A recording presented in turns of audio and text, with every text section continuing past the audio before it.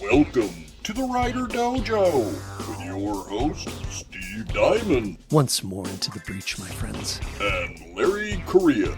Okie dokie. Today's episode, Definitive Authors Editions. Alrighty, everybody. Welcome back to the WriterDojo. Glad to have you all with us today. So today, I thought we would talk about something that we've hinted at it here and there. And it's something that I have way more experience in than I thought I would ever have. It's kind of a weird thing. I want to talk today about authors' definitive editions. It's kind of an interesting business idea. Yeah, it's very weird. Okay, we'll talk about the business stuff first. And then after that, I kind of want to talk about the process of it because it's weird. Yeah, it's a weird little niche thing, but it's actually pretty lucrative. Mm-hmm. If you can get yourself to that point of your career where there's demand for this, I think it's actually pretty neat. So let's talk about the business reasons first, Larry. Why on earth would an author do like an author's preferred edition or definitive edition or whatever the crap they call it? Okay, so for like me and for the other authors I've known who've done this, usually you wrote a book early on in your career and it was pretty big. Mm-hmm. Like it's pretty popular. It's got a following. It still sells years later, you know. So in my case, Monster Hunter International. So 15 years later, mm-hmm.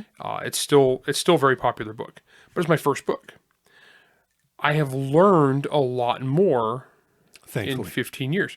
And thankfully for all authors who are good, we learn. Yeah. Ideally, yeah. There's some authors we know who their first book is their best book, and then they just kind of that's a bummer coast from there. It's really sad. But the idea behind an author's definitive edition is it's a chance for us to go back and just basically edit the book. Mm-hmm. So you don't want to change too much, right? You know, because it's you want to still keep it what it is. But it's a chance to go back and be like, okay, knowing what I know now, would I have put this? Would I have done this? Would I have changed this? You know, in Monster Hunter, I didn't use nearly enough contractions. No, you don't. Because I didn't know that was a thing. I mean, I was trying to be good. And here's the interesting thing about that specific thing. It's much more obvious that it wasn't happening when you're listening to it in audio form.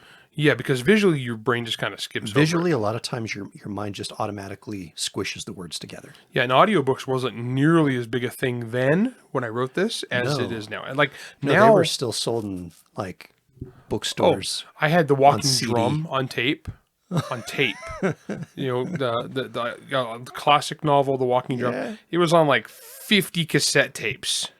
So it came in this giant box. Oh, dude, I remember selling some of the final Harry Potter novels on CD at the bookstore. I bet it was like 20 CDs. Oh, I think it was more than that. Yeah, that's crazy. And they were like $120. Yeah. For the set. I mean, it's wild, right? Yeah. I own like literally one audiobook, and that was The Walking Drum. I think I actually have Hard Magic on CD somewhere in here. Yeah, actually, they did issue it. Brilliance Audio did that series on CD. I'm trying to remember where I have that. Anyway, it's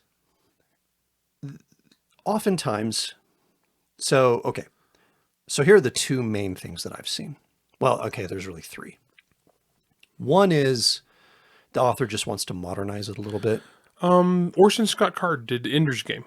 Yeah, or F. Paul Wilson kind of did to the Tomb. Yeah, he did the Tomb. And what he did is he kind of modernized it. Less payphones, kind of a thing. It added a little bit here and there. Because he created Repairman Jack clear back in the 1980s. Yeah, way back. Yeah. Now, there are two other big ways that I've seen people do this. One is they go the Stephen King route with the Stand, where they add everything that they ever hoped and thought of and dreamt of. Yeah, isn't that version like hundreds of pages longer? It's ginormous. Yeah. And then there's the other version. And I'm familiar with this exact version. So an author named Peter Arulian, his first fantasy novel that he published with Tor was called The Unremembered. And that initial book came out, and then he was given a chance to do kind of an author's edition of it several years later. And I edited it for him. And we cut 70,000 words from it. The vast majority of them, like the first 10 chapters or whatever. So in that case, he's making it a little bit more concise and getting to the point faster. Right. Because the original version, it was too rambly and long, too much travel log. Yeah. Little and way too traditional as far as epic fantasy goes. There are a lot of reasons to do this. The interesting thing is, if you're big enough and you do this the right way, it's actually a great way to make money.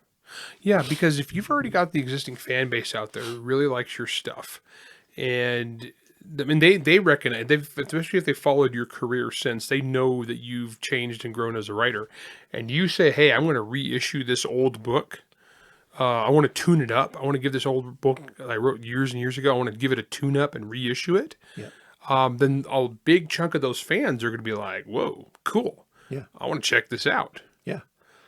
And, so it's like with Chris Rocchia, right? We're doing the kind of the author's editions, more or less, of his whole series, his whole Sun Eater series. And with the first one, a lot of what he did, there was a lot of cleanup, but he also went in and added little scenes here and there. Nothing crazy. We're not talking like entire chapters or anything. Right.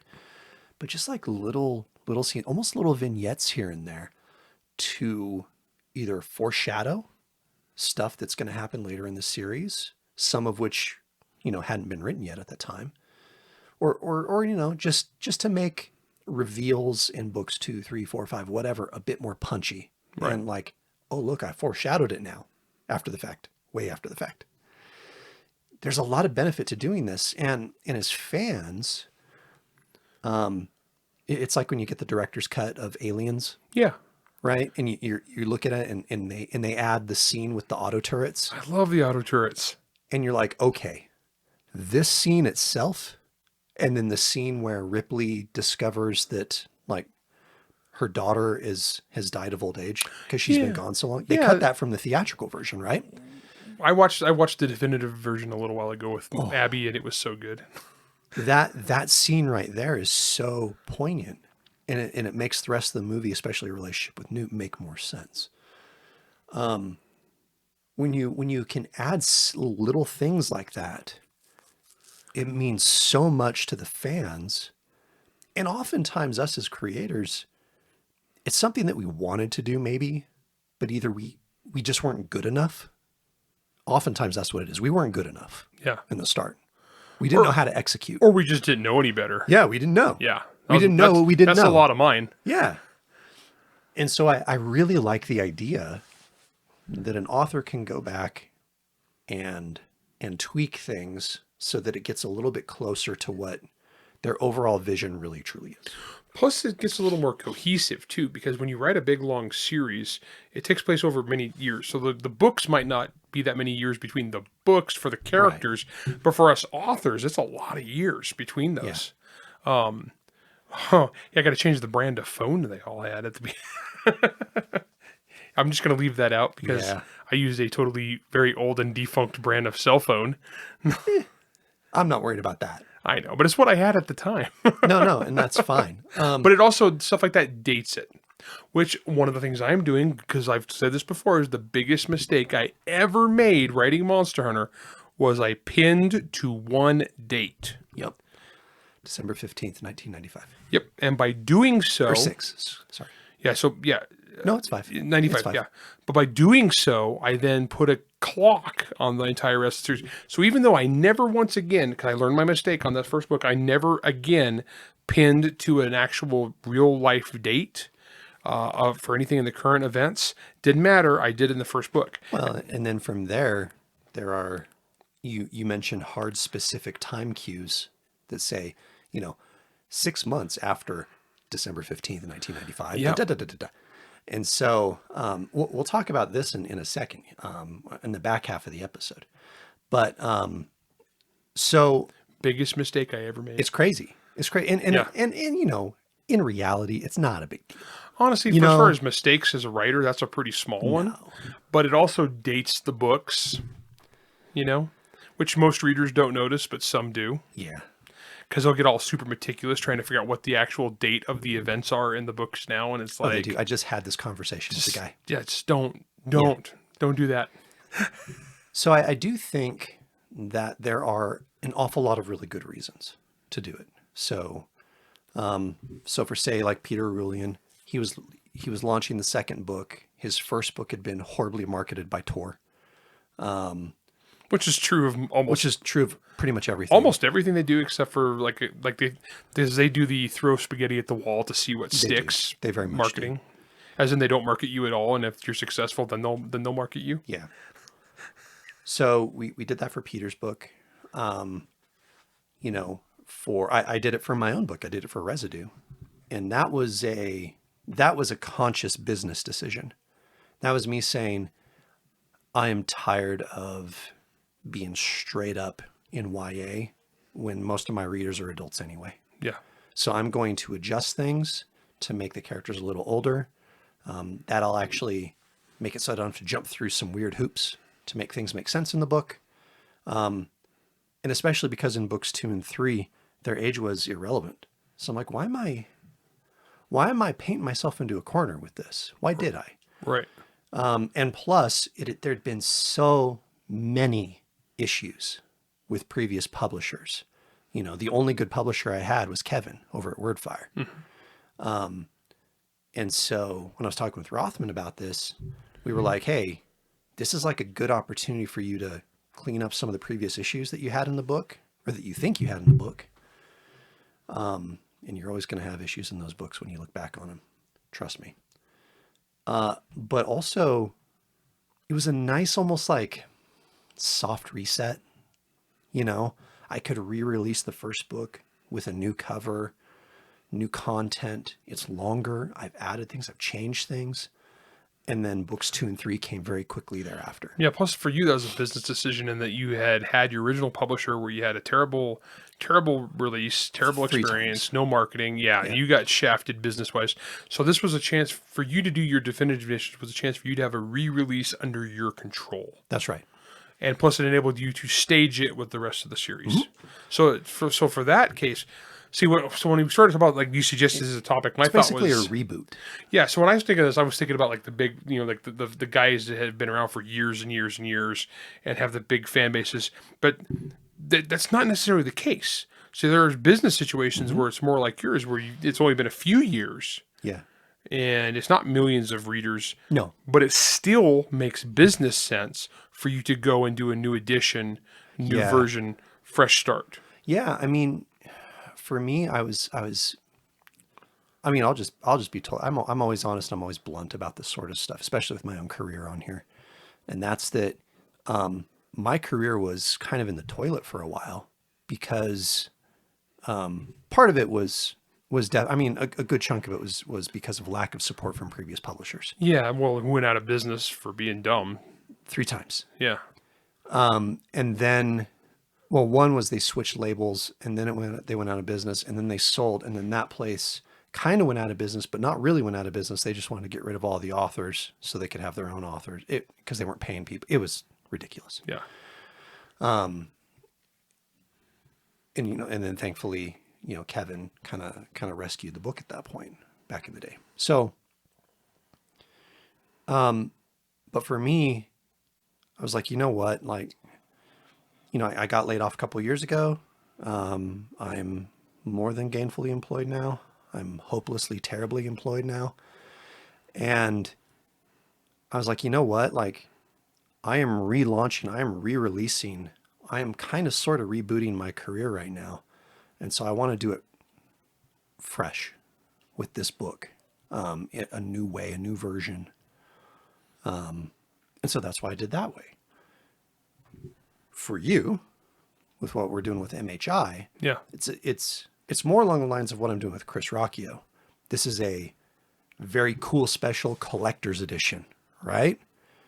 Well, one way to make it even cooler and more specialer, if that's a word, it is today. I'm an author. Yeah, it is. Is to give the readers something, is to take the thing that they love and just freshen it up a little bit here and there. Because it was your first book, dude. And while I'm on record as saying I think it's one of the finest book one debuts of any authors, there are always things that you can go in and spruce up a little bit, fluff up. We were talking about it before we went live. Yeah, we didn't want to get into too many details on the show, but yeah, we were talking about that in the break before we started recording. And there's so many cool things that we can do that make great sense. Well, and it was stuff that like I just didn't know, and so now this is a good opportunity to like clean it up and put it out there again. Yeah. I mean, shoot. I remember when we had Cordova on the show, and he was talking about like when he first started writing, he didn't even know what program to use, right? When you're a new author, you don't even know what you don't know yet. Yeah. And so that process is so wild and crazy. The only thing I'd written before Monster Hunter was back in college, but as fiction. But I was writing gun magazine articles. Yeah. I was writing article reviews. I was writing product reviews for gun magazines. Yeah. I would go shoot a match and write up an article about the match for gun magazines. That was my background. Yeah, it was more journalism. Yeah, so I had no flipping clue. Mm-hmm. So the whole thing with the contractions is because you don't do that in product reviews. All right, we're going to take a quick break. When we come back, we're going to get more into some of the weird little intricacies that happen when you're actually doing these revisions. We'll be right back. I know what you're thinking. What is Steve doing here in the middle of the commercial break? Trust me, I wouldn't be here if it wasn't important. And what is important? Well, how about the new revised edition of my first novel, Residue? So what all did I revise? Well, I'm obviously not the title, because it's still called Residue. I'm not stupid. But I did revise the entire novel to add new content. We're talking more guns, monsters, and mad science. So if you've been waiting for the chance to read about Jack Bishop, a guy who can see the psychic residue left behind by monsters and murder victims, now is your chance. Residue. Available in print, ebook, and audio on Amazon.com. All right, back to your regularly scheduled ads or whatever it is you do during the time Larry and I aren't talking. See ya.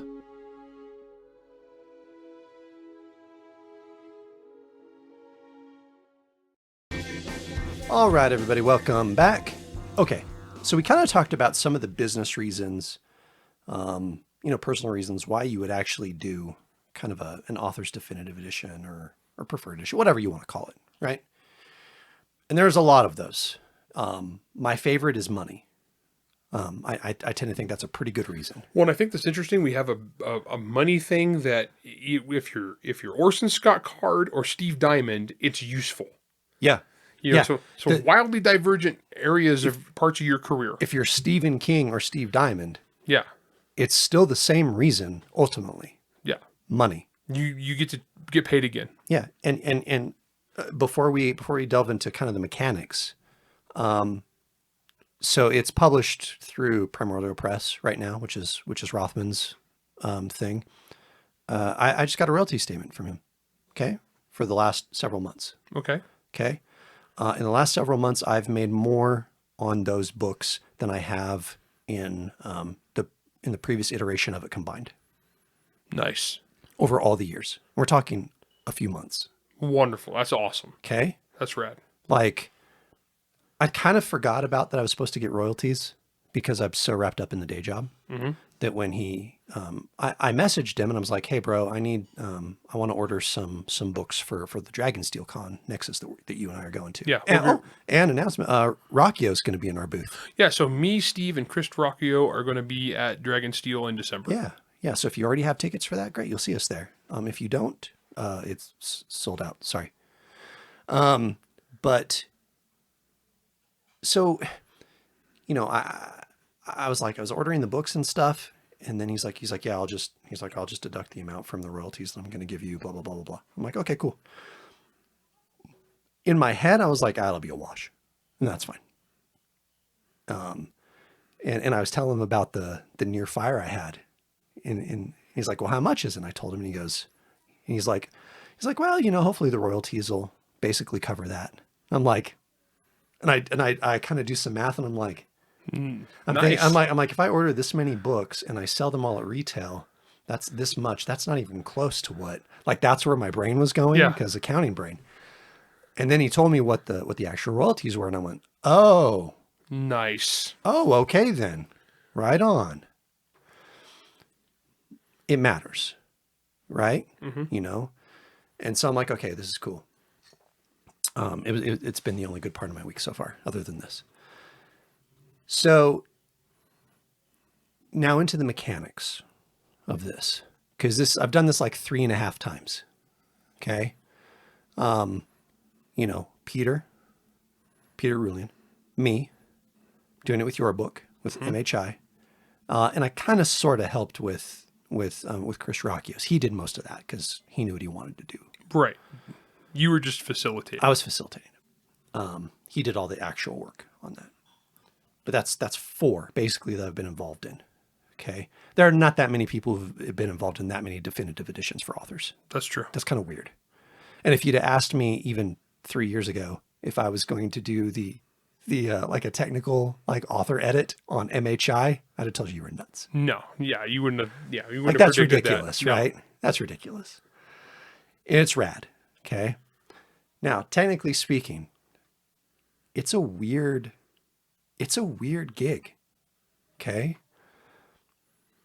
I think the very first thing you have to think of is, what is the goal of this project now? Right.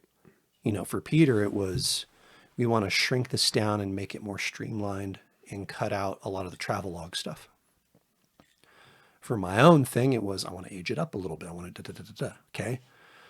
For you and for Chris, it's more of a, how do we clean it up a little bit? And then as I'm reading through, because I'm literally reading through MHI right now, okay? And during the break, Larry and I were kind of talking about some of the things that I've been doing for it. And I told him like an idea I had for like a little small vignette scene, okay? I'm keeping my eye out for something like that. Something that'll take Larry, 10 minutes to write, as low impact as possible. But something that is cool. Yeah, because like me and Rockio don't want to change the story. No. And I think that is the biggest pitfall is so many people, I think they get in there like, well, I have all these cool ideas. What if I do this and this and this? Go write another book. Yeah. Be careful that you don't change the book from what ultimately made it awesome. Yeah, that's the thing. So it's a definitive edition, but it's got to be it's an edition of the same book still. Right.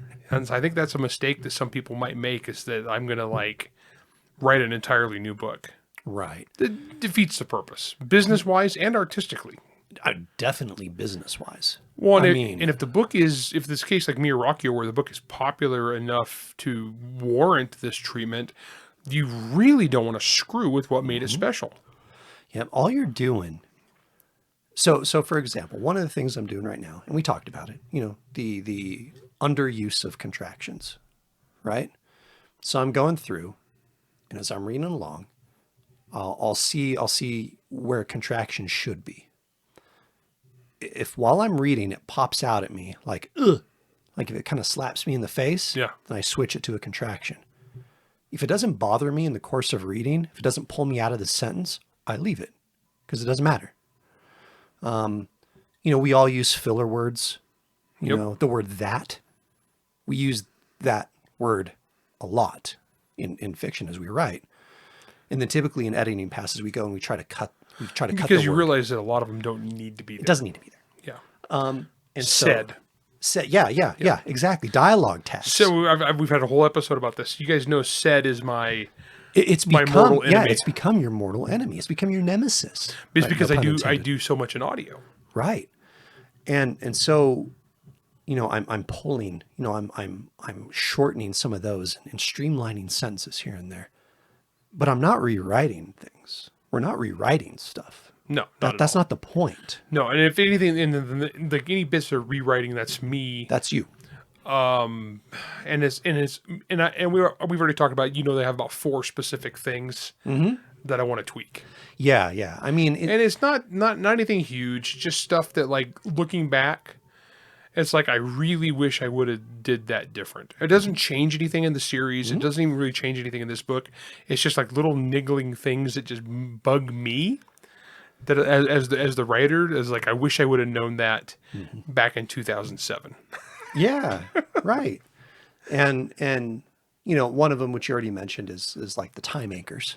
The time anchor, biggest mistake I've ever made. Absolutely. And I was reading that just the other day, that section.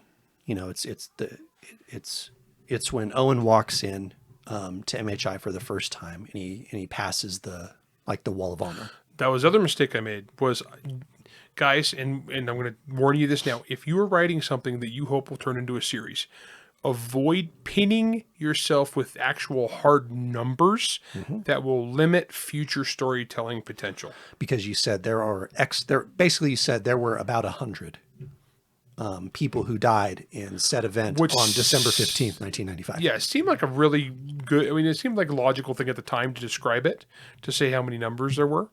Except here's the thing, that was before I realized how big MHI would get. Right. And I didn't realize that we'd be having spin-offs. And I'd be having other writers writing in my universe, and multiple anthologies, and other writers wanting to write other time periods in this universe, and other potential spin-offs in other time periods before. Yep. And I didn't know I'd be having books in the 1980s, and the 1970s, the 1950s. And so when this stuff starts, and the 1890s. Hopefully in 1900 and 1692. Yeah, so when this, what were you Salem Witch Trail again? 1692. Yeah, there you go. And so, as I do this, I didn't realize that the series was going to blow up like it did. And so I pinned myself by having certain hard numbers. If I say X number of people died before this date, you're locked to that many people. Yeah, and that causes an inconsistency later on when I have all these other opportunities to tell other really cool stories. And then what's interesting is when you set a time anchor like that, it's not just an isolated mention, because then you start saying things, and I mentioned this in the top half of the episode.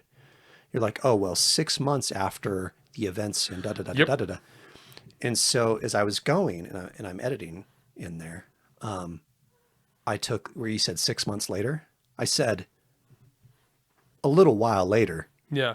And so you just... A while later. Steve's just doing this with track changes. I'm going to go through and check everything. Oh, yeah, 100%. Myself, 100%. But yeah, so just on the process. But man, I tell you guys... That is an easy, and by the time I did book 2 and book 3, I learned my lesson, and I didn't do that anymore. As I was reading through, I realized that you'd mentioned the Vatican hunters in like chapter 3. Yeah, so I mentioned them pretty early on, but I didn't. I hadn't realized how early you mentioned them. Well, because I always wanted to do those. I always wanted to have those guys there, but I'm glad I left them vague. Oh yeah, me too. Yeah, because then Steve has now since written multiple short stories. Me too. About these guys. And so, yeah, if you have a thing with big franchise potential, guys, try really hard not to limit yourself. Yeah. On what came before. Leave it vague. Yeah. A whole lot of people died. Whole lot of is up to the imagination. Yeah. Countless plaques line the wall. There were many plaques. There was a wall full of plaques. I don't say how big the wall is. Lots. So, there are things when you're going through that you're changing these things, right? Now, the thing that, and I'll pat myself on, I'm not normally one to pat myself on the back. You guys know this. I will pat myself on the back on this. And that's that I consider myself a pretty good editor. I don't do it a lot. Really good. You've actually edited a lot of books, so you're not credited as the editor. There's that. Which I know we probably can't talk about on the show. We can't. For famous authors. Yeah. Steve has been the editor, the real editor. Yeah. And so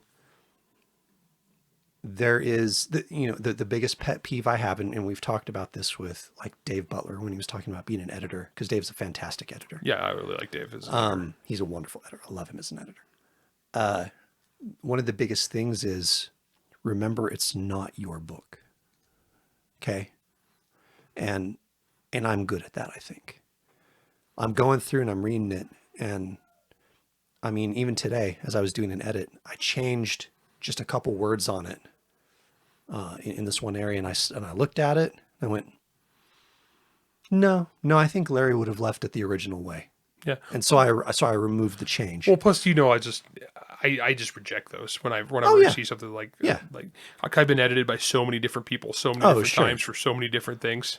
But on my side, as the editor, Yeah. I'm like, I don't want to let that crap get through.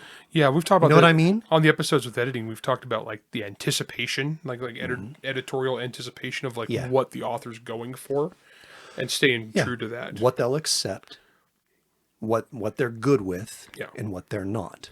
Yeah. Absolutely. And I mean, shoot, we talked about this on one of the episodes we just did where, the no words that I supposedly wasn't allowed to use. Yeah. With your editor trying to make you do all this PC stuff. Yeah, I couldn't use darkness or dark or what was the other one? Oh, I couldn't use mad, as in going crazy. I couldn't use that word. And I'm like, or master. Couldn't use master. Yeah, oh my gosh. So I'm like, the mad dark master. So I just started throwing them all together. I literally have like classes of vampires. I have like master vampires. You can't say that. What would they be? They'd be like high level. Yes. Well, I'm sure that's offensive too. Yeah. Managerial. CEO vampires. I'd say senior, but that's ageist. Oh, how dare you? So my point here, though, is that when you're doing these changes, when you're going through and you're editing them, you as the editor have to be very cognizant of what it is that you're changing. If all I'm changing is, in this case, pretty much all I'm doing is going through and cleaning up contractions and extra words and repetitive words here and there, which everyone already knows that you and I have issues with. And then I'll note where I think a cool scene, like a little nugget, a little seed for a cool scene that you could add theoretically. You do it or you don't. I don't care. But it's not like I'm going to write it. Like, that's stupid. Yeah. But we know editors that have done that crap. Yeah, we have, and it's terrible. It's really it's a disgrace to the profession. Absolute disgrace. Now, what I hope is that by the time when people get their hands on this new version of the book, this slightly updated version of the book, that they'll go through it and they'll go through it and say, oh, a lot of it, they'll be like, oh, I don't notice any change here. Good. Yeah. Then I did my job. It's just smooth and clean. Yeah. That means it's the goal has been reached. Mm-hmm. And then they'll get to a scene where they'll read it and they'll go, I don't remember that. I don't remember this. And then maybe they'll pull out their old copy and they'll start comparing. They'll go, oh, this is a new scene. Oh, that's interesting. What does this mean? And it will drive extra interaction between you and your fandom. Yeah. And that's excellent. And that's what I love about this. And I've been in the weird, fortunate position to have done this more than just about anyone. Yeah, and you've done it enough that you'll have more opportunities to do it because you've done it enough times successfully that other people have noticed. Yeah, I know. I know you've got some looming. I have 2 projects looming, 2 theoretical projects looming. Although I don't think I'll be making any changes to those ones. One especially, I will not make any changes to, because I can't, because the author can't. Oh, gotcha. Yeah. Because said author has passed away. Okay. But one of the other ones, I don't think I will, just because logistically speaking, I don't think it'll make much sense. But I'm always open to it, It's such a weird thing, though. Yeah. The main thing is it's just going to be, I think as the author, ultimately, it comes up to what your vision is and what your business goal is. And if you look at this as a business opportunity and an artistic opportunity, you combine the two, the potential is great. Yeah, absolutely. All right, guys. That's all the time we have for today. Shorter episode because shorter Larry episode. needs to get dinner. Larry needs food. My allergies and my throat are still a little rough from smoke inhalation. Not the cool smoke from barbecuing. No, the bad smoke from House on Fire. Of House almost on fire. And again, all good. We're all safe. Everything's fine. I'm just poor. So, again, we appreciate you guys. If you have any questions on this, let us know. We'll be happy to answer them on a Q&A episode. And our next episode, we'll do a little bit of Halloweeniness. Well, that sounded weird when I said it that way. This is WriterDojo. We'll see you on the next one. WriterDojo is Steve Diamond and Larry Correia. Produced by Jack Wilder and Bear and Hare Studios. Theme song, Word Mercenaries by Craig Nybo. New episodes come out every Wednesday wherever you stream your content. If you enjoyed this podcast, you can help support us by going to anchor.fm/WriterDojo, by leaving a 5-star rating and review, and by helping to spread the word. To advertise on the WriterDojo, email ads@writerdojo.com. All questions and comments can be emailed to questions@writerdojo.com. Dude, I've seen a Man in the Iron Mask. I know how to solve this.